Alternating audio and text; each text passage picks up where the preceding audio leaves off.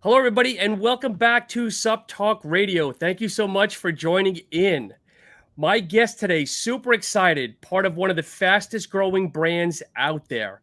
Their mix of unique formulas, high quality, marketing, and of course, catchy labels. You can't go wrong. Allow me to introduce Joey Savage of Glaxon. Joey, welcome back to the show, my friend. Thank you, Sean. It's a pleasure to be here. How are you doing? I'm doing well, man. I was going through the archives. It was 4 years ago that you were on the show, and I hadn't gone video yet. It was all audio, so it's just weird to kind of hear the dialogue. Well, yeah, and I remember that conversation. I think I was sitting in my backyard during that whole thing, like over the phone, and I was just having a good time talking about the products I was playing with back then. Yeah, it's one of your babies. You want to talk about it? Oh yeah, of course. But yeah, that was a great podcast. Or I guess it wasn't even a podcast back then. I mean, it was just audio only. Audio only, shooting the shit with good people. Yeah. So for people that don't know you, give us a little background on you. Were you an athlete growing up? I mean, degrees in science? I mean, what brought you down this path, my friend? Luck and fortune, I suppose. So I was an athlete. I played football from junior high all the way through to the end of high school. And, and one of the things that actually kind of helped me out with that was I got into wrestling my freshman year of high school, and I did that. And then like sophomore to senior year, I was taking a lot of supplements, and I like caught on to like this whole bodybuilding thing. And I would look at like when I was like younger in high school, I'd look at the people who were like taking creatine and protein, like the same way a lot of young kids would be like, that stuff's like steroids or something. Yep. It's not steroids. And then like, okay, then you start to dabble in it and you're like, wow, this is actually really nice. Yep. And luckily enough for me, like when I was still a kid, I was able to get Rip Fuel Extreme at like 16 years old. And that was were you getting the original though with ephedrine? Yes, absolutely. That was the shit. Yeah, and that's why it's my tattoo. Okay. One of them. Yeah, but that completely changed how I was as an athlete. I went from like being on the bench to starting lineup in a summer. Jesus. Okay. Yeah, I mean, well, ephedrine will turn you into an animal, especially combined with like caffeine and whatever else was in that pill at the time. Yep. So that was big. Andro was really big back then too, and the thing back then was like Mag 10 by Biotest, which was like this clear serum with like strange flecks of white stuff in it, and you put it under your tongue, and it was partly like transdermal, and then you got to swallow the rest of it, and it burned. Like it was the strangest stuff. But Jesus Christ, I put on like 40 pounds that year. Joey, I thought you were like a younger guy, but you're talking like almost like my age limit here. So I'm not going to ask you to age yourself, but like I'm sure people are like Biotest and what? Yeah, I mean, well, the first brand I ever messed with was Weeder, like with the Weeder. Oh God, okay. When they were back in Eckert's drugstore before CVS bought them out. So, I was getting my supplements there because I was watching pro wrestling at night, and they would have these commercials of like this guy doing pull-ups on a helicopter that was like hovering over a bunch of skyscrapers. And they're like, yeah, if you want to get results like this, do Rip Fuel. So I was doing Rip Fuel and like Weeder Dynamic Muscle Builder. And there was this one time where I was out of Rip Fuel, and I ended up buying the Rip Fuel protein drink, which was a terrible product concept. It tasted like vomit, and I'd like mix it with ice cream, and it still tasted like vomit. Because not only was there like the old school, very like you can taste it whey protein, but there was ephedra in a protein shake. Like who would ever conceive of doing such a thing? Yep, I know. I used Rip Fuel pills competing for shows, and then my dad was using the powder as a kind of an alternative to Slim Fast. Sure. Now that would work. That makes sense. If you're like super fat or something like that, that makes sense. Calorically dense, going to boost your metabolism. Great alternative to Slim Fast. So yeah, okay. I've been around a while. So was your aspirations to hit the WWF, or you just wanted to be like a high school athlete, like doing locks and holds and kind of just to kill time, get girls? Well, there was obviously that's part of it. You know, you want to look good so you can get some. But you know, I did go to professional wrestling school in Austin for about 6 months, and it's Okay. something like Ryan Bucky and I, talk about every now and then. Yep. Yeah, Yep. because he's involved in all that.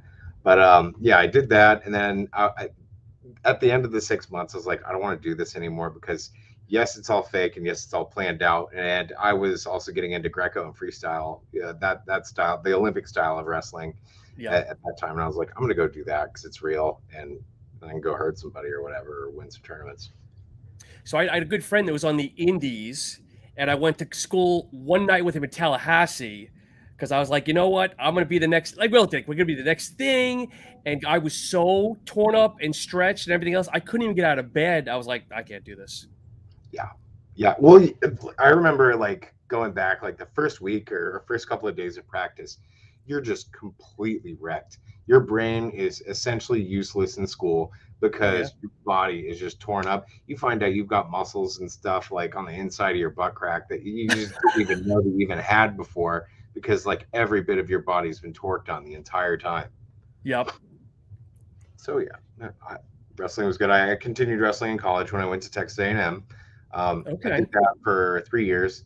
I ended up winning our club wrestling team that was there. I won the Southwest Conference, heavyweight championship. And after that, I was like, I'm going out on a high note. This is it for me. Like I'll coach next year, but I'm done.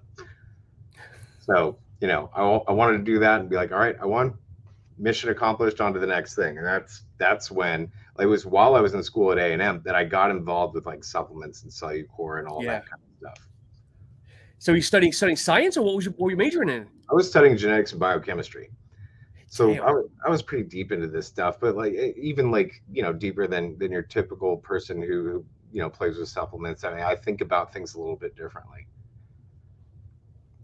Nice, nice. So, got a couple of questions here. So, Okay. we've got some followers, which is great. So, someone wanted to ask, and I can find it here. How do you, as a formulator, keep up to date with all the trends and the sciences? Are you a PubMed guy? Are you? I mean, what do you keep up to date with all your stuff? I mean, I get bombarded with like new ingredients all the time. That's just something that happens.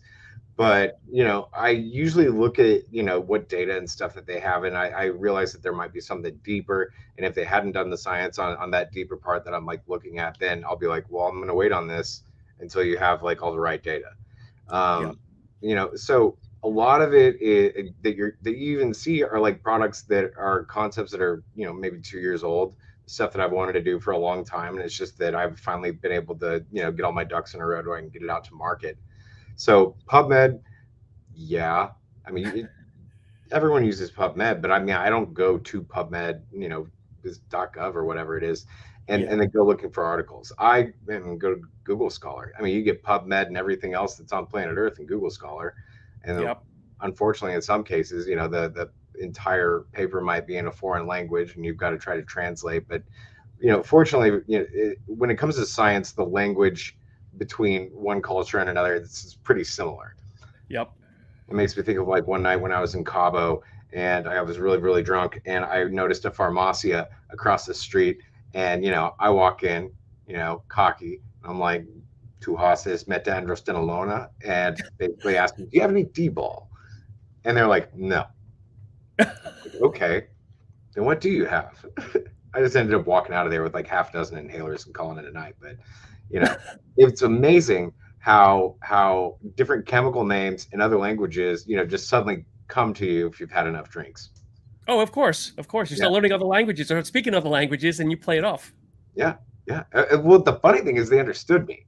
They knew exactly what I was coming in asking for, and they're like, "This guy looks like he goes to the gym, and he's coming in from Metandrostenolona." And yeah, Here's another gringo looking to get big. yeah, probably. Or there's he probably knows the guy who's like around the corner who actually does have all that stuff.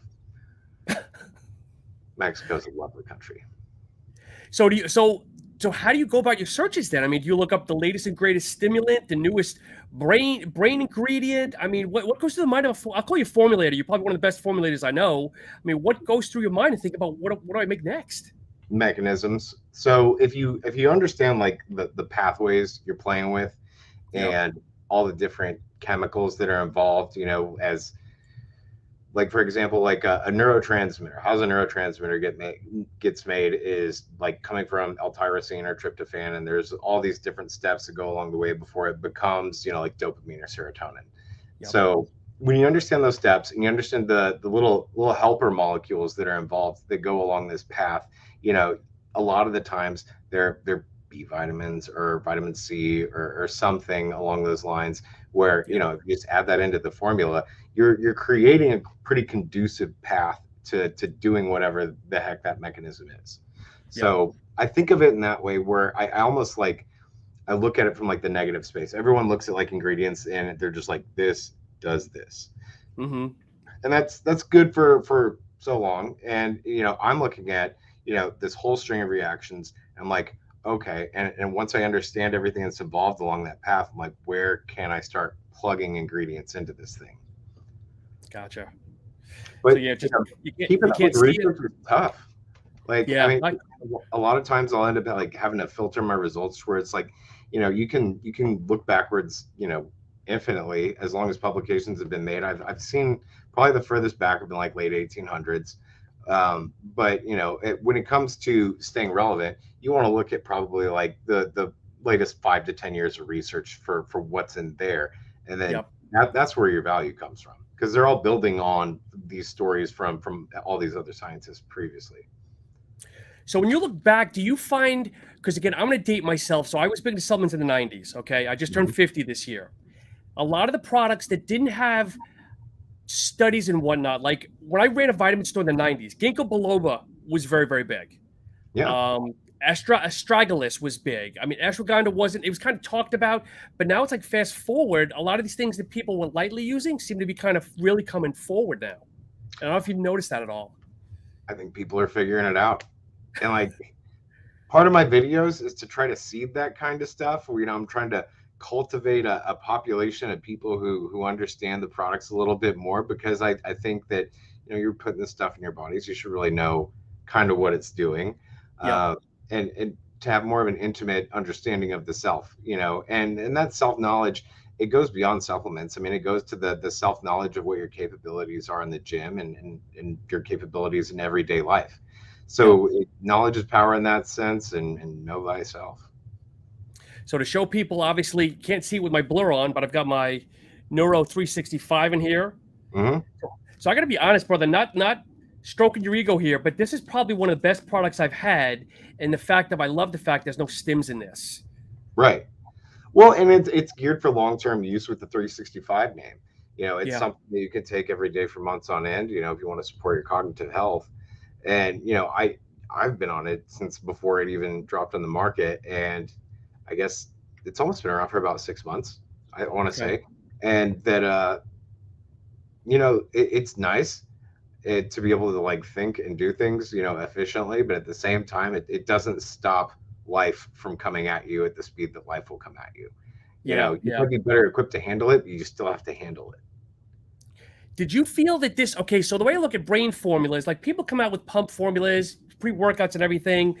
If you put too much in there, it's like, okay, so you get overly stimmed, you might get over pumped, but when it comes to brain formulas, I think it's a very delicate issue to walk down, because you don't want to oversaturate, you don't want to so was it tough to actually formulate this? So not overstimulating the brain, if that makes sense? Well, because there's no stimulants, that part was kind of easy. Yeah. There are some like, I guess you say low-lying kind of stimulatory mechanisms. If you think about like the simple electricity of the brain, there's some stimulation going on there, but not in the same sense of like caffeine where it'll like increase your heart rate or anything like that. The majority of Neuro 365 was built around trying to stimulate adult neurogenesis, so the ability to grow new brain cells. Whether or not that happens in the central nervous system or the peripheral nervous system is pretty much up to your body to determine. But it's recent studies have shown that it's actually been possible that you're not born with the set amount of brain cells that you're going to have your entire life. Yep. So here's a question: how did the company feel about being named Stacked 3D Brand of the Year? Well, obviously you shared it with Obvi and I believe Apollon. So what was the consensus? Were you guys excited, or were you like, we wanted the full thing ourselves, or what?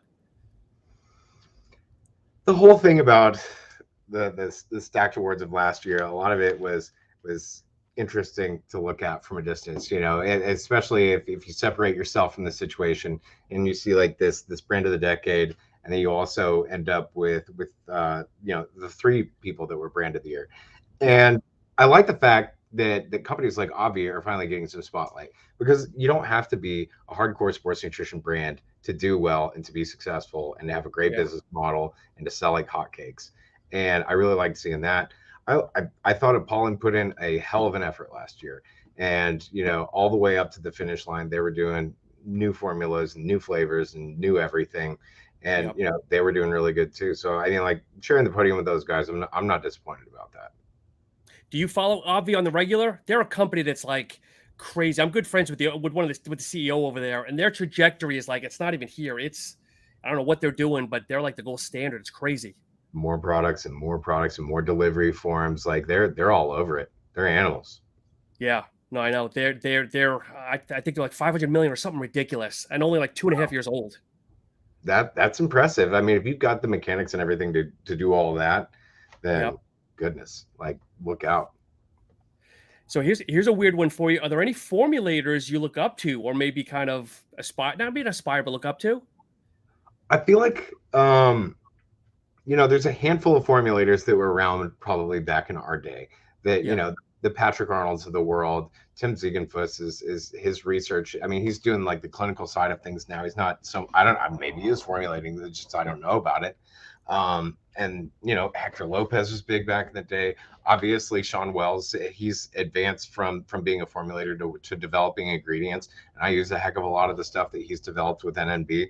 And I like seeing that kind of stuff. It's almost as though those people who were formulators previously ascended to this higher level, where even Patrick Arnold's stuff now is really amazing. Like his keto line is really cool, but then he's got like this other line, Prototype Nutrition, which is mostly topicals, which I thought was a really clever way of kind of just shaking all the what's the word I'm looking for? Like the spotlight and targets that used to be on his back, from him serving federal time for making Andro and for making Barry Bonds and stuff. Like, the guy's a magician, and now he's applying that in completely like topical formulas for the most part, because not only can you be more innovative there, you suddenly, once you're like in the personal care realm or cosmetic realm, you get access to this whole big book of tools that you would never have access to as a dietary supplement.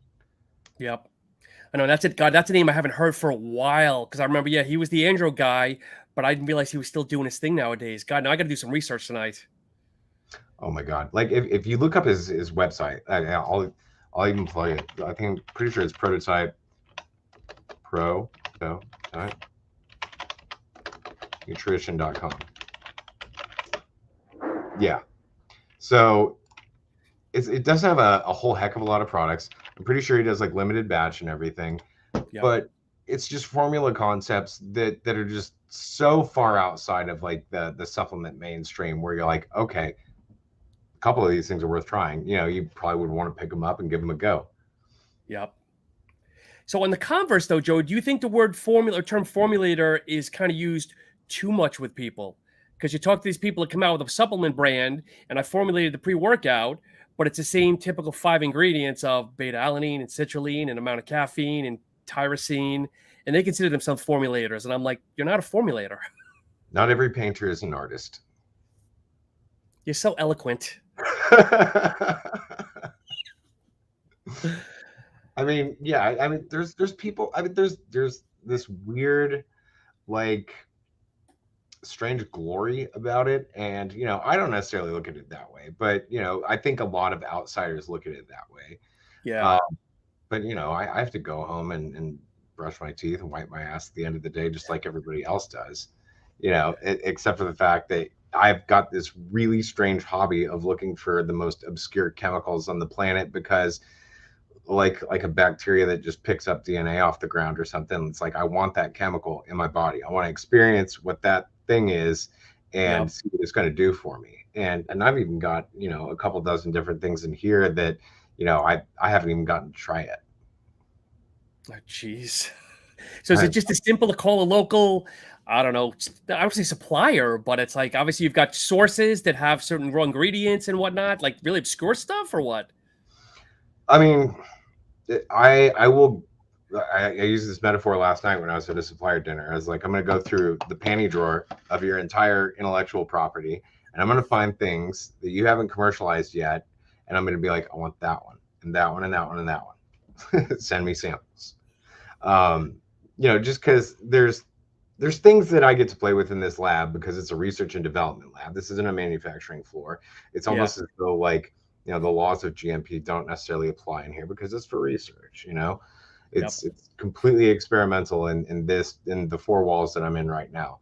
So I do get to play with things that, either probably no one's heard of, or if they have heard of it, they're like, oh, that's not commercially viable or something, and I've got skin creams and stuff full of empty liposomes that you can just like mix stuff into.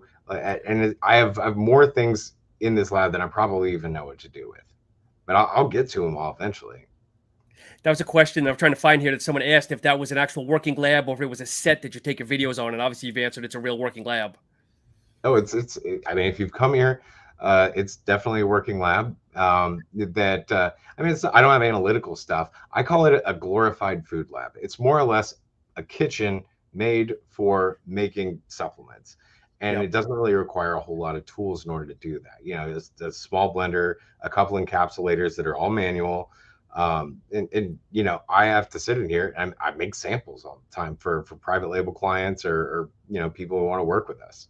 Or Yep. if I have to prototype a new product that has to come out and I need to find out what the scoop size needs to be, or the tub size, or the tub weight, or anything like that. It's all got to go down in here, and there's a process for everything.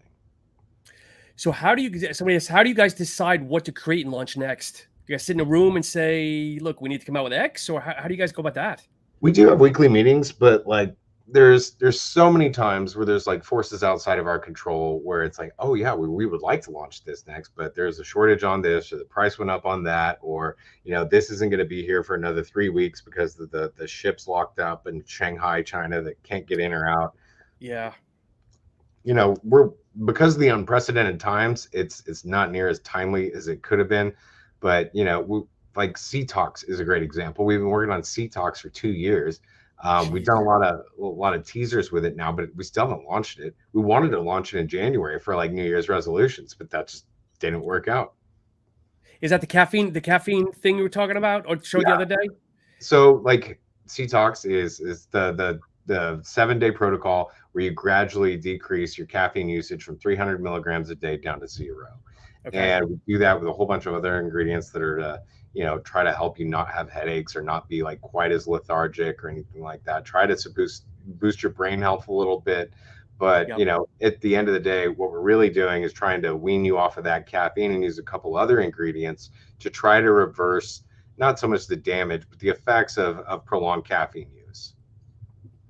So is it more the adrenal side or is it just detoxing caffeine? It has to do with the fact that caffeine is an adenosine receptor antagonist. And when you go and you antagonize these adenosine receptors, the body has like a negative feedback loop. And it's like, oh, well, if we're not getting the signal for this stuff very well, let's just put up more receptors and more receptors and more receptors. And that goes on over and over again. And eventually, if you don't have caffeine, the fatigue and the lethargy hits you like a truck because you have so many of these adenoreceptors. When they finally get to touch some adenosine, regulates like the slowing of blood pressure and definitely the feelings of making you tired. So, naturally when that turns off, when you wake up, you're a little bit more wakeful, you're less tired, and you go on about your day. But when you've got a ton of adenosine just hitting your brain, you don't want to do anything. And if anything, you just want to go take naps until it's over. So do you think it's going to be, obviously you guys are coming out, do you think a lot of people want to detox though? I'm shocked at how many people do. I mean, like I get all kinds of feedback on social media and Discord and all this other stuff where people are like, oh my God, when is this available? When is this available? And we're just chumming the waters right now because we've given it out to a few different influencers and they're trying it out and giving it their own feedback and everything. But people are already asking for it. That's awesome. That's one of my big things. I am a low stim tolerant person. I keep myself that way. And I kind of feel that as a society in general, I think we're just too over caffeinated.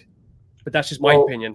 it's getting worse, because people are ratcheting up those caffeine doses over and over and over again, where 400 milligrams is starting to look like the norm, and then in some Yeah. cases 5 and 6 for people who are really really trying hard to be the most powerful pre-workout out there, and they are powerful, but you got to think of like the long-term repercussions of this. What if the shit really did hit the fan one day, and all of a sudden we couldn't get our caffeine? We Oh, would just God. would society, our society, at least of our people, would we be like curled up in the fetal position crying for a week until like the side effects like went away? Yeah. My I wife's don't know. Colombian. So yes. Yeah, I kind of think so. For at least a little while until that whole thing subsided, and then we'd be really mad until we got more caffeine. Yeah. I feel a pre-workout sometimes it's more of a game on who can create a higher acquire stim pre-workout versus an overall just quality pre-workout. Yeah. Well, I mean, it depends on what people are looking for. Some people are just looking to just get kicked in the face with energy so they can go tear up a gym for 2 hours or more. Other Yeah. people, you want actual performance ingredients, that standard block of like beta alanine, betaine, and citrulline, and all that other stuff that you find in most pre-workouts. Nothing to do with stimulants, but it has got more to do with blood flow and endurance and, the things that actually matter in the gym more so than just energy. Yep. Yep. So So we're I gonna go ahead. go ahead. All right, no, go ahead, please. I kind of think that there's going to end up being this niche of caffeine-free pre-workouts that are going to start showing up because people are just going to get sick of doing it all the time, or at least sick of losing sleep. So have you guys thought about it? I know you have plasma surge, and I'm sure people. So I can ask you too: how many people think it's plasma surge versus plasma surge? Too But many. how does that sell compared to like specimen? Obviously, two different things, but caffeine, non-caffeine. I mean, have you guys measured? Because I consider plasma almost like a pre-workout to a point. Pre-workout pump formula without the stims. Right. And I wouldn't consider it a stim-free pre-workout. I mean, it is a pump formula. That's what it's for. We have two different pump formulas. If you don't like drinking a whole bunch of powder, you can take the capsules version because we have a capsule version. But those two, they're completely different and complementary. So I feel like those two really well address the pump side of things. And you see that same kind of parallel between like Neuro 365 and our gaming product Goon Mode. Yeah. There's a drink version, there's a pill version. They're not the same, but you can probably get better benefits from doing both. But I think that there will actually be like this category of stim-free pre-workouts where it's all performance ingredients, maybe a little bit of like quasi nootropics that won't keep you up at night. A lot like NutriBio's Intrablast. Yeah. I mean, people are going to end up looking for more things like that because they agree that everyone's just over caffeinated, and like I said, people are losing sleep. Yeah. So we got another great question here. It says tons of companies have entered the realm of energy drink. Have you guys thought on going down that route yet? It'd be badass a Goon can. No, we're flirting with this idea. We're flirting with it, and in our traditional style, we have to be different. We can't just be another 16-ounce can, however many milligrams of caffeine, and then that's the end of the story. Obviously, flavor's got to be good. I think some sort of a novel kind of a can, or maybe a smaller can, or who knows, maybe we can get like a cube can or something weird like that, to do some sort of an energy drink. It won't be a pre-workout, I don't think. The way that we've all looked at it is, we want people to drink this where they could probably have more than one in a day and not feel like shit. And he's kind of right about it. Like a Goon can can would have like a modest amount of caffeine where you could consume multiples in a day. But like, I'm a super energy drink connoisseur. I will go and seek out new energy drinks.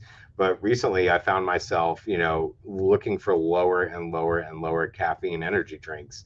Yeah. And, I've got one that's 180 milligrams and then another one that's 90 milligrams. And I will mix that up to where I do 180 in the morning. And I'll do 90 in the like, your 2 to 3 o'clock, window. And that does me just fine. And I'm still under 300 milligrams a day. I'm under 200 milligrams a day. Yeah. Yeah. That's how I am. Like, if I have to do one energy drink a day, use that 200 milligrams of caffeine, a couple of different cans out there about that tolerance. Well, and I kind of think that's smart. even if you had like a variety of different caffeination levels, that you would find out that there's different people that will buy the different ones for the different caffeine levels. Yep. I like having those options. Yeah, I agree. So someone else asks, where did the unique graphic label designs come from? It's partly, all right. So when I was sat down with Michael at the beginning of the inception of this brand, he came at me and he's like, I don't want the products to match. And to me, it was completely foreign concepts. I'm like, what do you mean you don't want the products to match? They should look like they're in a set, like they all belong together. And if you look at them, there's a couple of structural components that are conserved across the products, and in the labels at least. But the labels also have like their own separate themes. So it's either a tribute to the flavor, a tribute to the product concept, or just like we've had like tributes to movies and stuff before. Yep. Just to try to keep it interesting. And it's almost kind of neat if you can actually like place these products in a retail store in different locations where you could almost put them side by side, but not instinctively guess that they're part of the same brand. So we wanted to have like that interesting, nostalgic kind of scavenger hunt approach with it. But if someone picks up a bottle, because I know when we first came out and you and I were dialoguing, you said the first renditions of maybe the 3-4 products were movie related. And I'm a big cinephile, but I couldn't figure out what the hell they were. Are they anywhere on the bottle that identifies it, or is it really just the mystery? So, I mean, the specimen at the very beginning was obviously Mars Attacks. Yeah, got the traditional discoid UFOs. The font is very similar to like Mars Attacks, so that was kind of the theme on that one. Plasm Surge, it still has the Terminator 2 font, and the idea on that one was to be like Terminator 2. Okay, so the truth's coming out here. Well, yeah, I mean, it's some of it's a giveaway. At first, Serenity was The Sound of Music, but then we ended up changing it to like a painting kind of thing. What else? Plasm Caps is There Will Be Blood, because There Will Be Blood because oil pump jacks, the concept of pumping oil out of the ground, where you're pulling on the veins of the earth. There's a lot of that kind of symbolism when it comes to the pumps. Wonder Collagen, Alice in Wonderland. Yep, that I got. That one was the only one that was a giveaway. It's also like Alice in Wonderland meets Wonder Bread, because it's Wonder Collagen. And we're like, how are we going to do this Alice in Wonderland thing? Like, and I was like, wait a second, why don't we just do like Wonder Bread, call it Wonder Collagen? And they're like, oh, all right, that sticks. Tranquility at first, when it was Sedative, was like a Star Wars theme, but that's kind of like morphed into its own thing.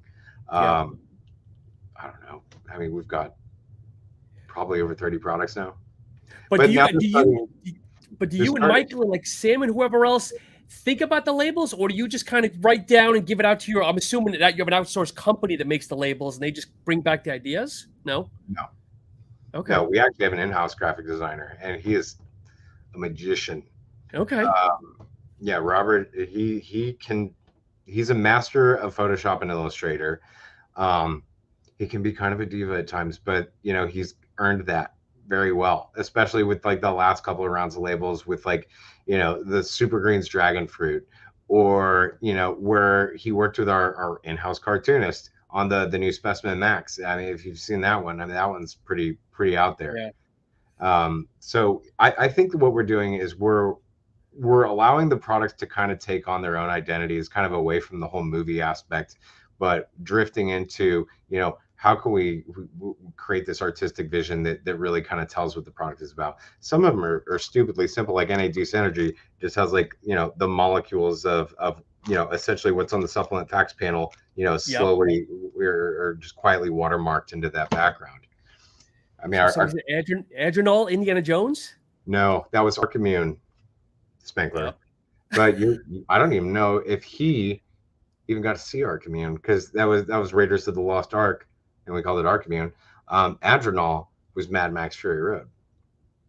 Okay, all right. That was actually the first one that we worked on, and we're like, okay, so how are we going to do this? We have to create like some sort of weird desert landscape and have it, that it's got to be about a brain, but it's also like in the setting of Mad Max Fury Road.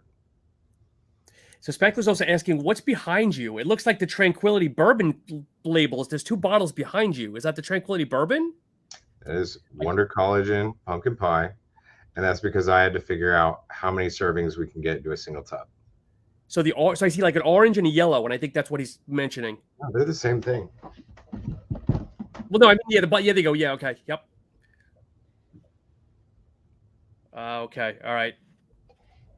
So yeah, no, Tranquility Honey Bourbon is actually, it's vaulted temporarily. It will come. You're lucky. I mean, that's one of the last few for a while. I mean, we're probably going to bring it back at some point in time, but for right now, the Honey Bourbon it's out of stock, and it's going to stay that way for a while. Was it a flavoring issue, or do I even want to ask? Am I okay? Am I going to live by using this? We're just doing like this rotational kind of thing where we'll take a flavor and then we'll vault it for a while. We'll bring it back later, and in the meantime, we're going to introduce a couple new flavors. Okay, all right. So I'm going to put you on the spot here. And I don't think you have any kids, but throughout your tenure, what product are you most proud of? That's like asking what your favorite kid is.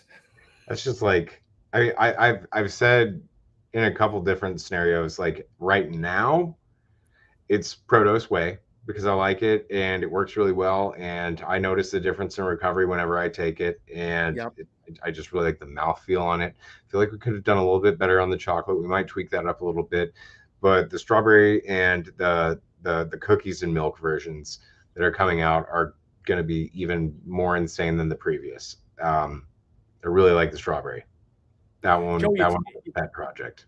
It's a very premium product. So for people that look at it, give a quick highlight on what makes it so special. Let's face it, it's a high dollar product, but I know it's premium. Okay, so if you've ever looked at baby formula, they've got some fun little add-ins in baby formula that we don't have in protein as adults. There's all kinds of fun stuff that they do for like cognitive purposes, like having choline and like powdered DHA and arachidonic acid and all these different things. And then the macros are completely flipped around where it's like heavy carbs and fats and like hardly any protein. But, a lot of those companies that make those products, they're buying the same proteins that we are, and they're going through a lot of the same raw material suppliers that we are in order to get their stuff.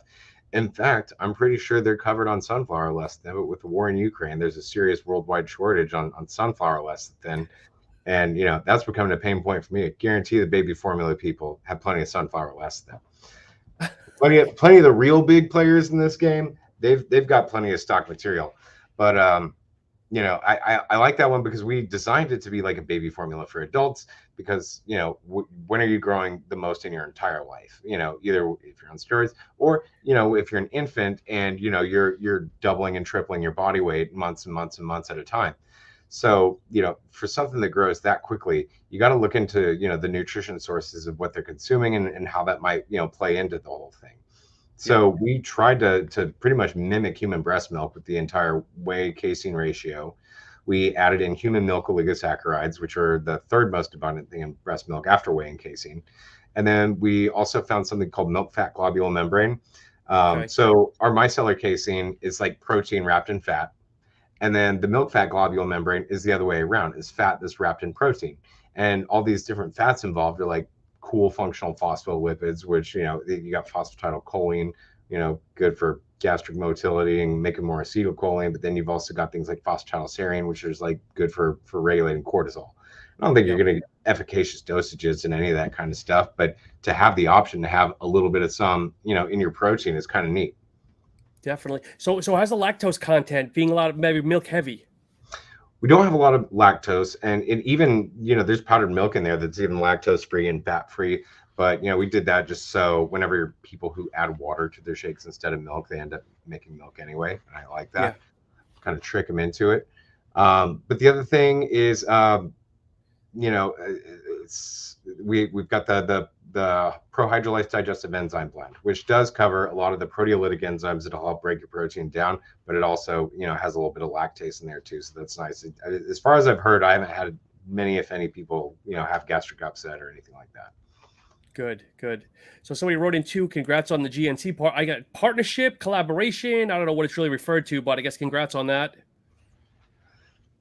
That's a beast. I've been getting very acquainted with that beast this week. So we're working with GNC on a lot of fun projects that have not seen the light of day yet.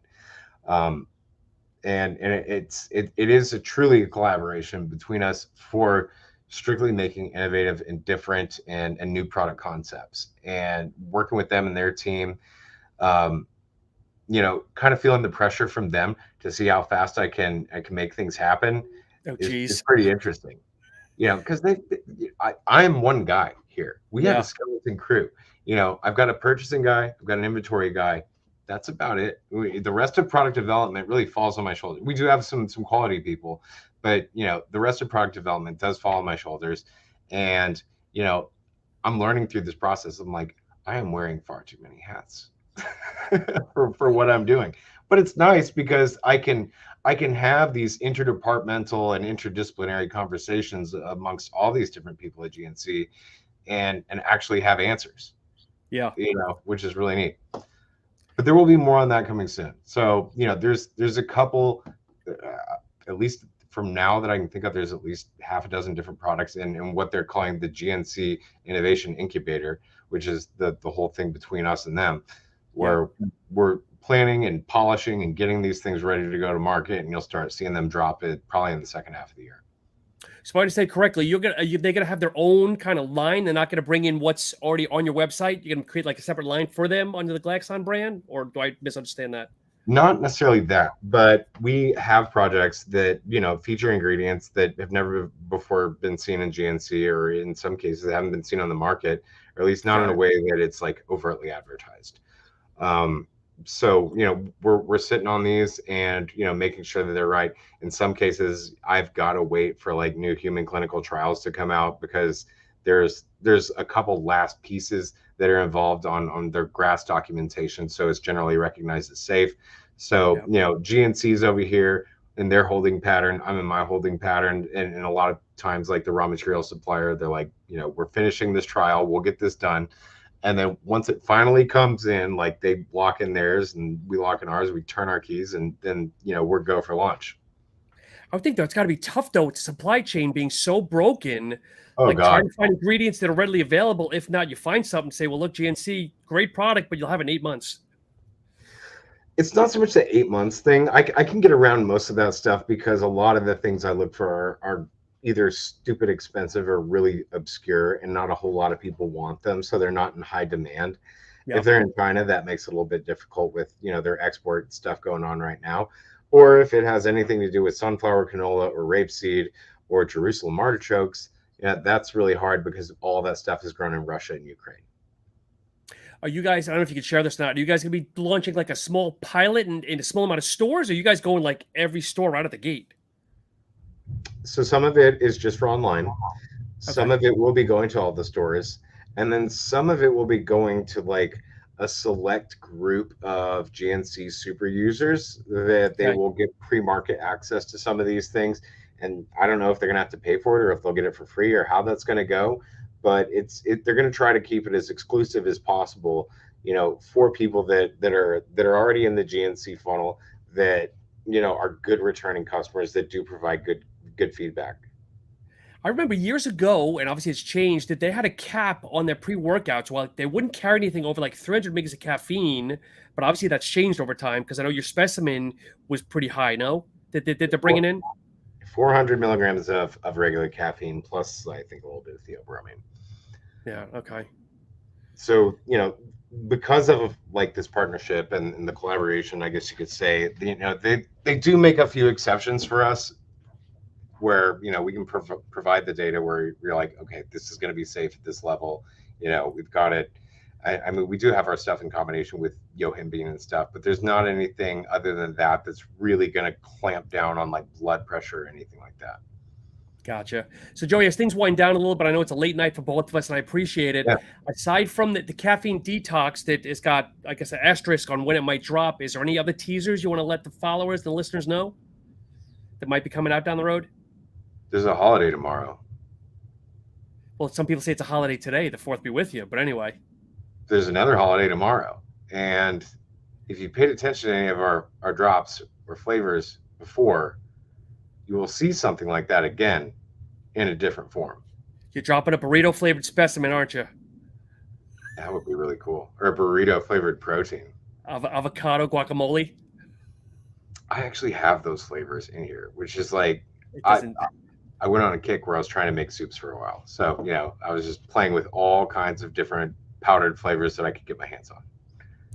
Please tell me that I wasn't the only one that didn't believe your April 1st drop of that flavor, because I thought that was a bunch of baloney. But I don't know if it was you or Sam or somebody was like, dude, it's real. Oh, it's definitely real. Oh, I know. Like when we were coming up with that, that's what was like the genius in that April Fool's Day kind of thing, was that we were going to make this stupid product with all these stupid prop blends, and especially with the first prop blend starting off with maltodextrin. I thought that was pretty clever. The first prop blend started off with that, and then the flavor of golden showers, you know, which, you know, you can let your imagination go wild with that one on what you think a golden shower is. But for us, it's a pineapple lemonade, and it actually was really good flavor. But that pre-workout just slapped the hell out of a lot of people. You know, if you're looking for something that's just all stems, you know, the first blend was like a combination of niacin, maltodextrin, and DMAE. And the DMAE was just there to be like kind of like a shout out to anything like DMHA or DMAA, but it's DMAE, which is completely legal and hardly does anything, but it doesn't be like a quasi precursor to choline. Yep. But, you know, people love acronyms. A lot of people see that DM and they automatically assume it's a stimulant. They don't look at the rest of it. Yeah. Come on. Yeah. But, you know, joke's on them. It's an April Fool. But Joey, again, it's truly been a pleasure, my friend. I appreciate the time. I'm glad to have you back. And for those that are expecting Sam, something came up. Hopefully Sam will come on with maybe Michael or someone else in a few weeks, and maybe he'll join us again. Yeah. But anything in closing, my friend, again, it's always appreciated. Look out for a cool drop tomorrow. Okay. A lot of you hardcore people will like it. And then what else? There's other drops going on this month. I think we've got 3 more drops after this one tomorrow before the end of May. Wow. Okay. Now I'm excited. Yeah. So there's plenty to look forward to. And for listeners and followers, if you're interested in trying out the products, head over to Glaxon.com. I've got a 15% coupon code. Geez, I'm shutting down here. SuppTalk, all lowercase. Again, saves you 15%. And Joey, where can people find you on Instagram? You can find me on Instagram at Supplement Lab. We also have a Supplement Lab Discord, and you can find me at Supplement Lab on YouTube. Perfect. Joey, again, thank you so much, my friend. Stay on for a minute. All right. And folks, as always, thank you so much for tuning in. Have a great night.